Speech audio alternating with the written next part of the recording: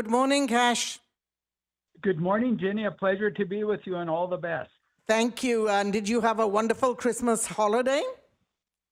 Well, I was going through that cold that everyone is having, but I enjoyed it as much as I could. Well, that gives you a reason to rest. I just want to remind everybody, Kashid is a city councillor in Richmond. He is he has been an attorney general right here in BC. He's an RCMP officer, and he is also running to be the mayor of Richmond in the municipal elections coming up in 2026. So, Cash, this has been an interesting year. And I couldn't think of a better person than you to bring on here, and let's talk about some of the highlights and lowlights from 2025. So why don't we start with a community-related story? What would you say was one of the highlights? Well, number one, lowlights. I got to tell you, regardless whether we call them high or low lights, it's highlight because it's a low light when you think of it. But when and I just want to prefix where I'm going with this is the largest from a tragedy point of view was the Lapu Lapu event here in Vancouver. So from a tragic point of view, I'm certain we're not going to be able to get anything worse than that. Hopefully never in our communities. But from a community point of view, when we talk about our community, the top story has to be the extortions, the ongoing extortions that have been impacting our community, and the fact that it's been perpetuating, it's not abating whatsoever, and our community is put at risk as a result of that. And law enforcement has been very slow in reacting to that. From a community perspective, and we dealt with this when we were dealing with some of our gang issues with our youth and all of those things. That seems to be the number one issue, in my opinion, that certainly affected our community at large within the region. And there seems to be no end in sight. Not a day passes by when I don't talk with someone who's received a phone call, right? Well, Jenny, your station was shot up. How much closer can you get to this perpetuating violence within our community? So, again, that has to be the number one story for our community. Absolutely. And, let's go a little bit larger. We've started off with our community. What about Richmond? That's where you are running to be mayor. You've already declared, and it's a city where you've been a city councillor and a very active one. So when you look at Richmond, what would you say was the story of the year for Richmond? Well, let me tell you, I've lived in this community for 60 years. And when you look at some of the issues that I've been able to point out in 2025, I think the largest story and the one that has impacted the community in a very significant way has certainly been the gift card scandal, the never-ending scandal that seems to be hampering this city government.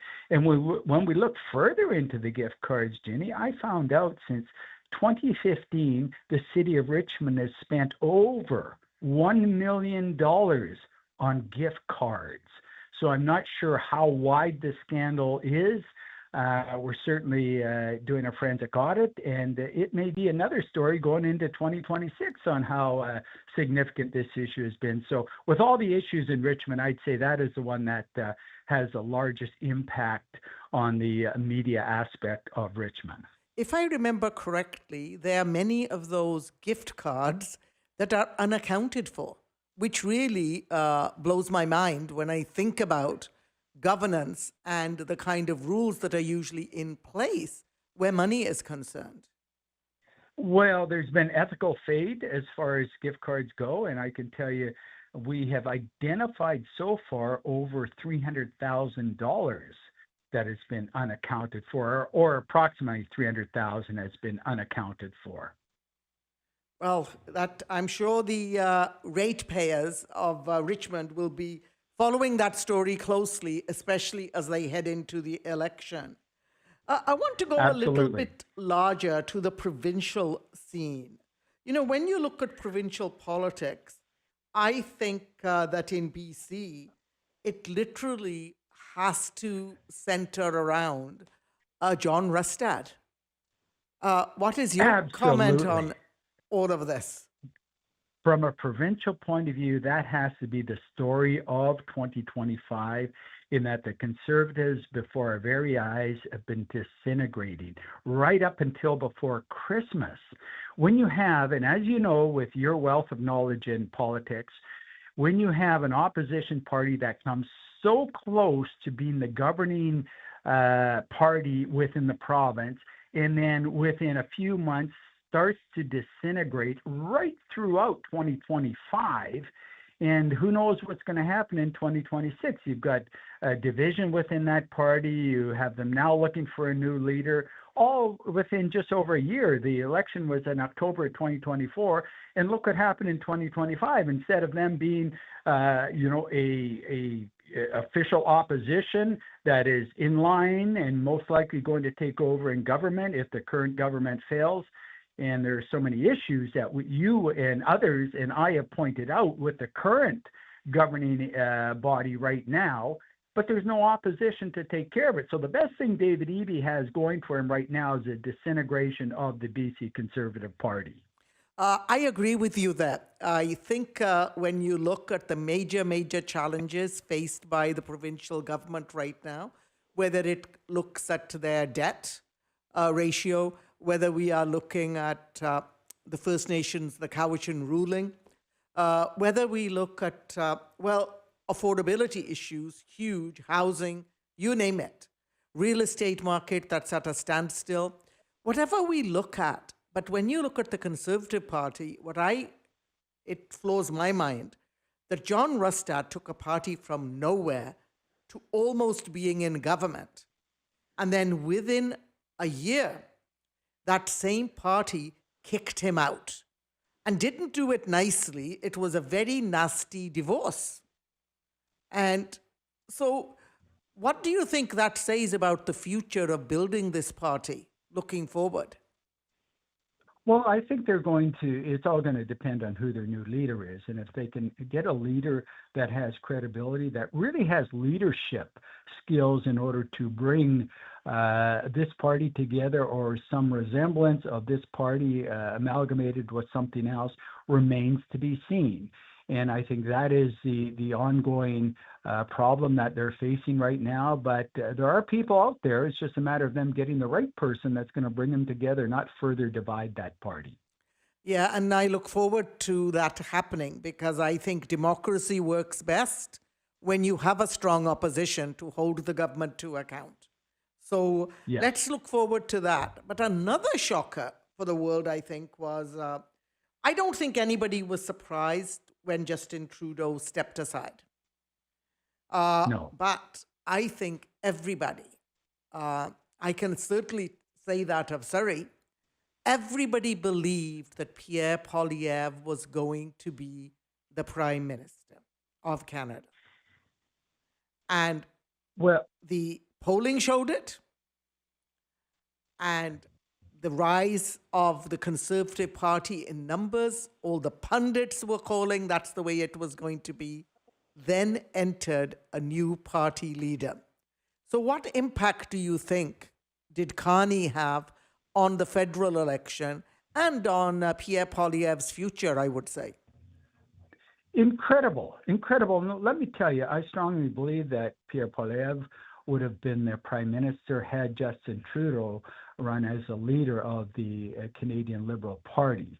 But when they brought in Carney, who's a very educated person that has a propensity to be a leader at a time when, as you mentioned, in addition provincially, but federally, we have all these issues with respect to Canada. And then you have this character down to our south that's putting in tariffs and trying to drag our economy down and being in that economic war with Canada, you need a leader that certainly has the skill set to guide us through this. So I think when Carney came in, and Carney had more than slogans. Poilievre had slogans during that campaign, but Carney came in, he came in with ideas, he came in with vision, he came in with a critical path in order to reach that vision.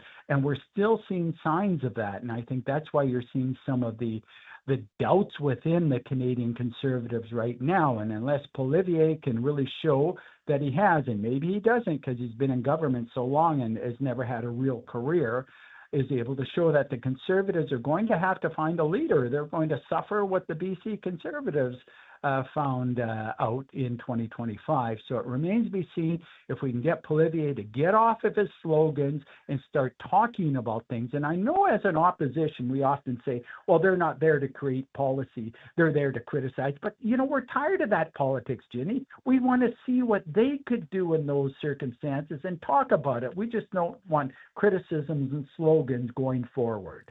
Well, absolutely. We need an opposition that absolutely critiques, but we also want an opposition that not only opposes, but proposes, has ideas of their own.